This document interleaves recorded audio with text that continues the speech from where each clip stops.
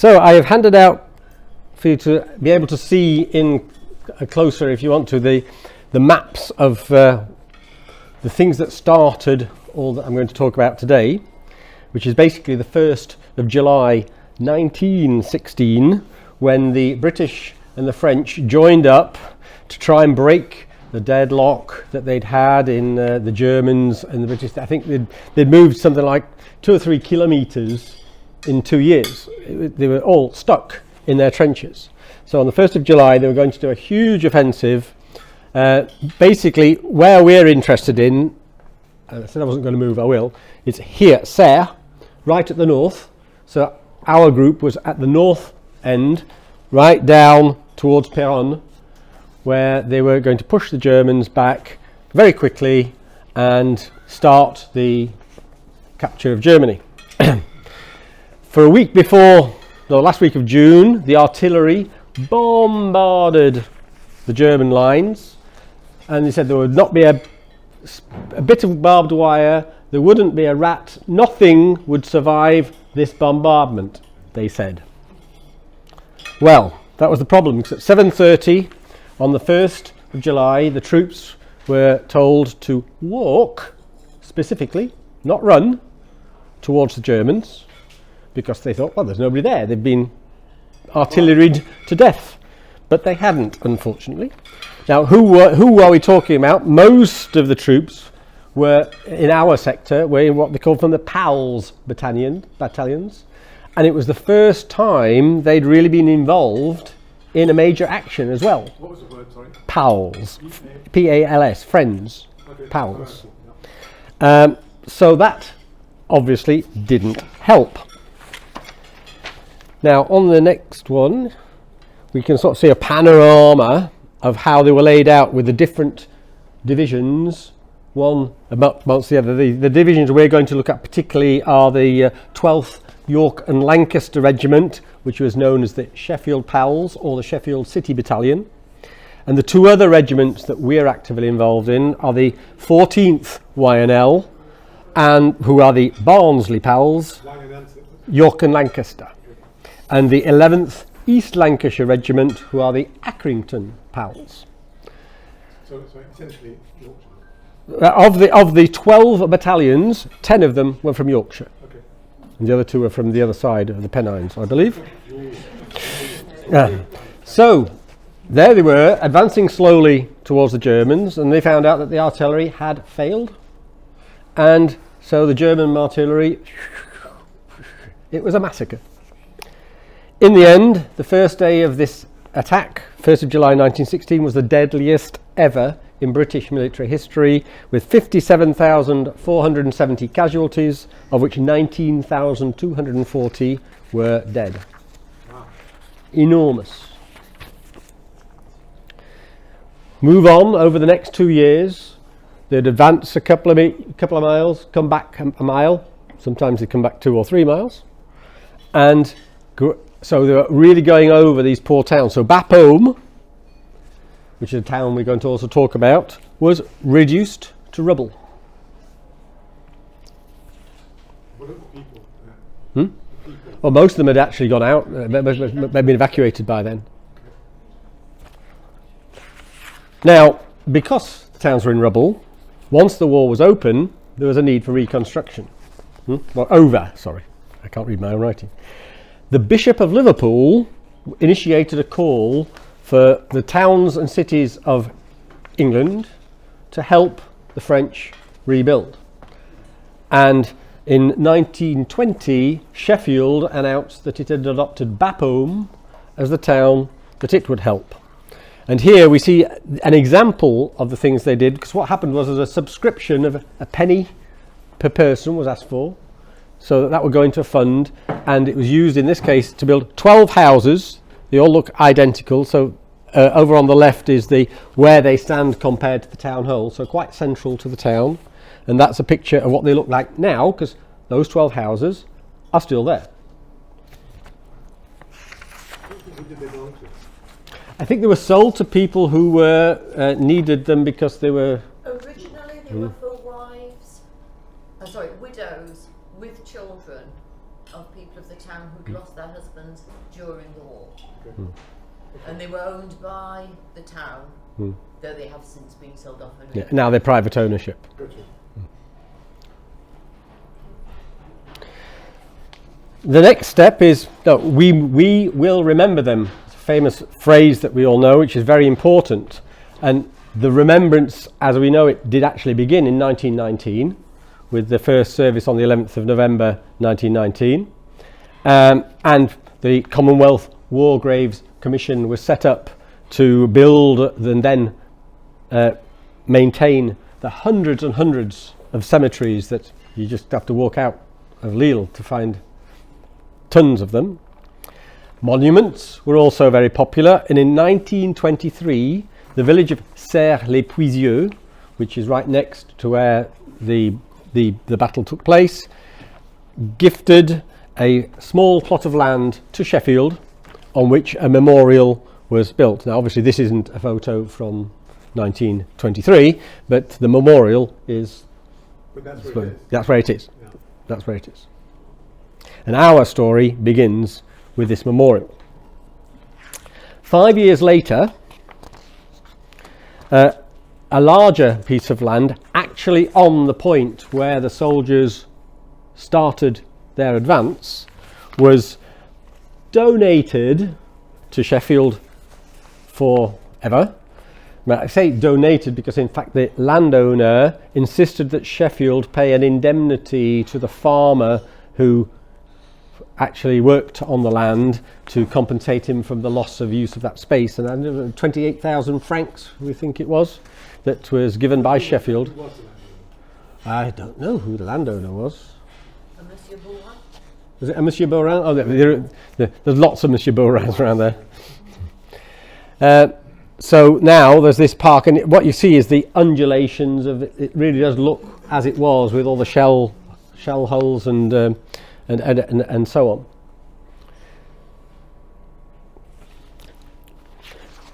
Other more individual actions were taken, and one of the most well known is Mr. and Mrs. George Lawrence. Now George was a razor manufacturer in Sheffield, and he helped finance the building of a school in Bapaume.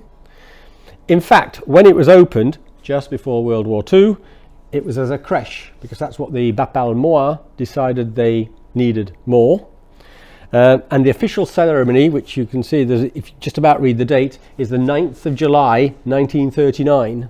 So only just in time. And the plaque, Toujours Amis, Toujours Unis, was to show the ongoing links between Sheffield and Bapaume. Again, the school is still, or the building is still there now, but the ground floor is used for sort of community activities, and the upper floor is a small museum with all sorts of war-related memorabilia and some older stuff. It's not just, but there's quite a good section with gifts from Sheffield. Because one of the things that happened. Sorry, what happened in the Second World War about all that stuff? Well, we'll come to that in a second. We've not got there yet. You're running ahead. Right. And because every child in the town was given a small knife and fork set by Sheffield, and so there's an example of that in the museum. So those who don't know, Sheffield is a cutlery town. So, yeah. And then things cooled off a bit. I mean, World War II was presumably a major cause because all the relationships were broken up, but after the war the links between Sheffield and Bapaume seem to have not been, I don't know if there were any, they certainly... Not really.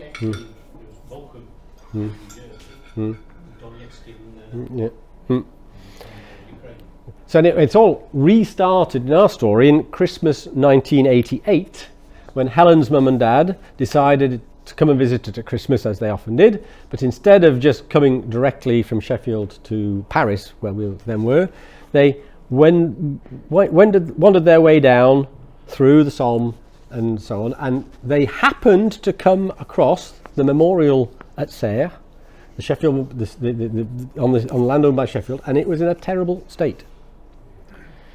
So when they went back home, Don Gow, father-in-law, was a councillor, And so he went to the council and said, something needs to be done, this needs to be restored. And the council said, oh yes, what a great idea, but we've got no money.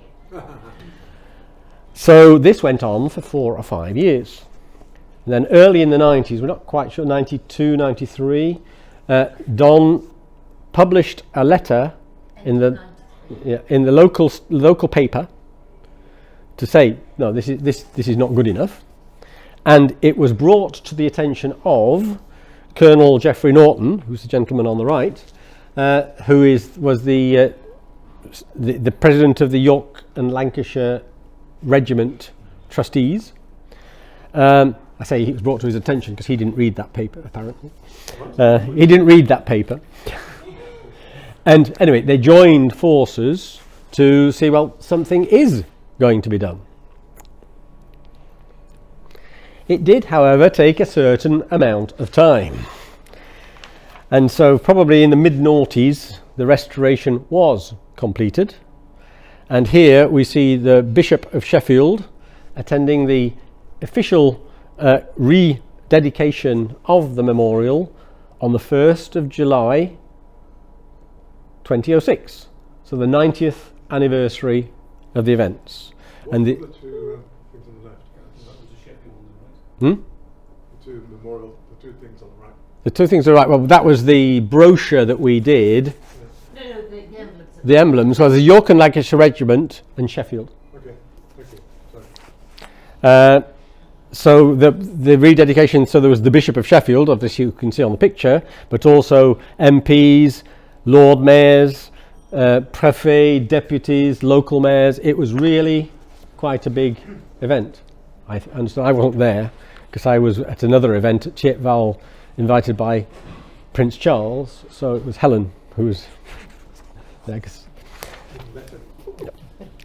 So this rekindled the links between Sheffield and Bapaume, and particularly when Mr. Jean-Jacques Cottel became mayor of Bapaume in 2015, taking over from a certain Jean-Paul Delevoye, who you may have heard of.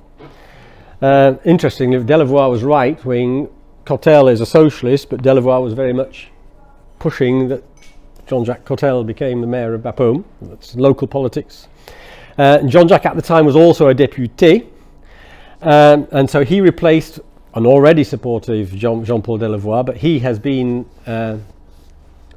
very useful, particularly Helen, who has been the key driver in all of this for all these years.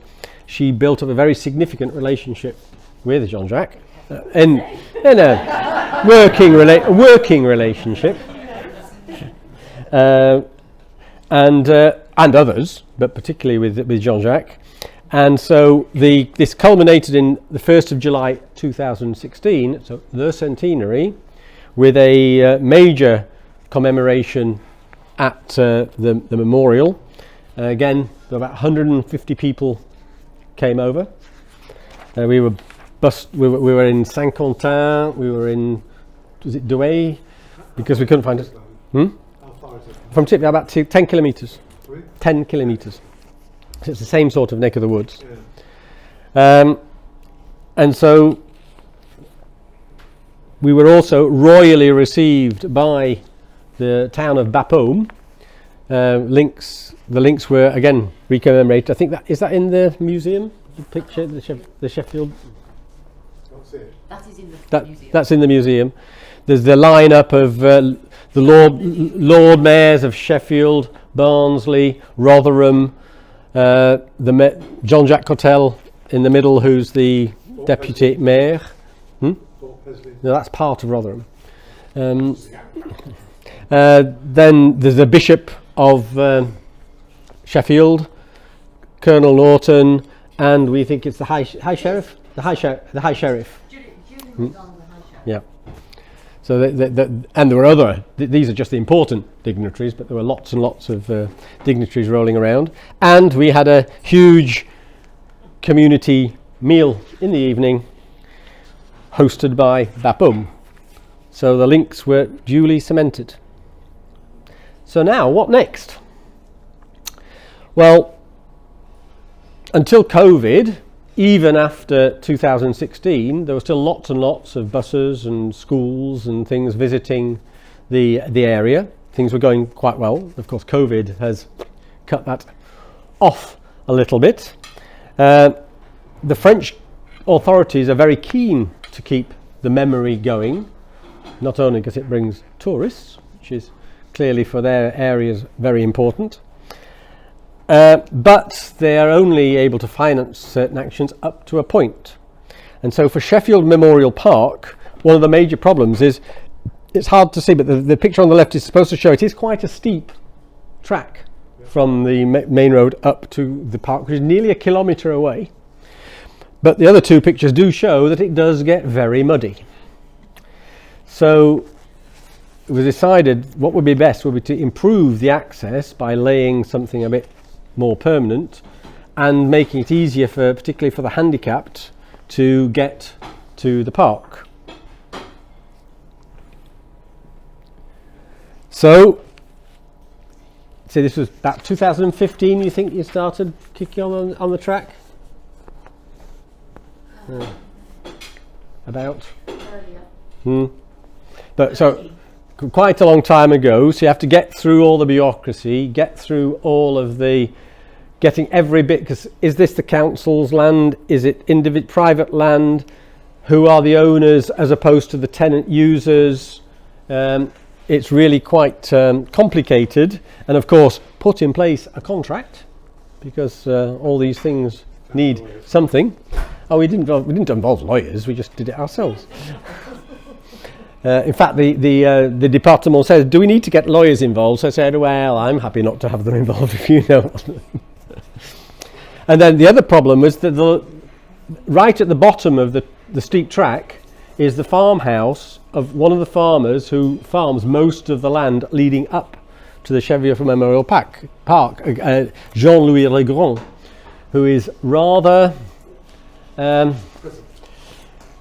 see, can be violent actually. The stories of him towing a tractor with a burning bale behind to frighten off the visitors and all sorts of things. And as you can see, he actually confronted Nigel Farage, which got him in the Daily Mirror. So anyway, so the plan was for the track to come in from the north-east, so the other side, partly because that was relatively flat, but also the farmers are much more friendly on that side. So finally, we needed some money. So must have to give credit where credit's due. Sheffield Council trumped up quite a good sum. Barnsley and Accrington also contributed. So just over half of the money did come from the councils. How much is that? I'm not going to tell you. That's a secret information. That. Not secret at all. Public record. It is. It's not public record. It's not public record information. Find it. Well, but the rest of the money, there was a sponsored cycle ride from Sheffield to the Somme. I think it took 5 days. Now, on the right, they have a picture of the two of the organisers surrounding Majid, who was at the time both the youngest and the first black Lord Mayor of Sheffield. I think he was only 28 or something. He was very, very, very young. It was also a Green, which was very, very unusual. Now, he was very good at raising the profile of the fundraising in Sheffield before the event, but coincidentally or conveniently, he managed to do something to his arm about a week before the bike ride, so that he had been planned to come along and come along and ride in the event, but he managed to get out of it, particularly as there are clips of him without anything supporting his arm, so people did wonder whether it was diplomatic or not, but anyway, he didn't go. Now, I joined them for the last day from Wevelgem to Bapaume. Now, why Wevelgem? Because that's where their hotel was. Very nice hotel actually. So finally the transformation took place. So you can see on the top left what the track looked like, and bottom right what it looks like now. So fairly significant difference. And also the York and Lancashire Regiment trustees paid for 3 benches to be placed at intervals, because it's about an 800 metre track from where you park your car to the Memorial Park. So at regular intervals they've put a bench, and the bench are inscribed, one for Barnsley, one for Sheffield and one for Accrington. So that's all very nice, and you can see my grandchildren disappearing in the distance. And so the next steps, well, Bapaume has set up what they call a Comité des Sages, where we're supposed to meet to discuss how to give more value to the memorials and things in the area. We haven't actually met yet, because the first meeting was planned for the week the November confinement started, and we haven't, and then it was the some election or other, the departmental, so that was, people were busy, so we still haven't had a first meeting, but we'll see how that goes. Helen and I are both members of that committee, which doesn't mean that we are sage. The Pas-de-Calais has set up a committee, equipment and territory development, not to say it in French for Philip, and Jean-Jacques Cotel is its president, and one of their major actions is everything to do with the memorials and access to and publicity of and so on and so forth. And in fact, we went to a meeting in Puisieux in September 2020, where they presented a plan which involved footpaths, and on the left building a proper bus park at the foot of the area, because there might be Sheffield Memorial Park, but there are also, I think, 6 other cemeteries, 1 French and 5 British, or is it 7? 7. Yeah, there's lots of cemeteries in that just within a spit of each other. And then to the right, a place called Ocean Villas, which is in a village called Auchan-Villers. It's a play on words, haha. Where they have a trench from the First World War, which they have been renovating using the COVID break to do some work to update it. So all sorts of other people around the area are doing attractions. So Ocean Villas, if you want to go for your bacon and eggs and your so on, that's the place to go. Although at the moment they're having difficulty getting supplies of bacon, I'm told. So basically that's it. Thank you very much for your attention for these few minutes.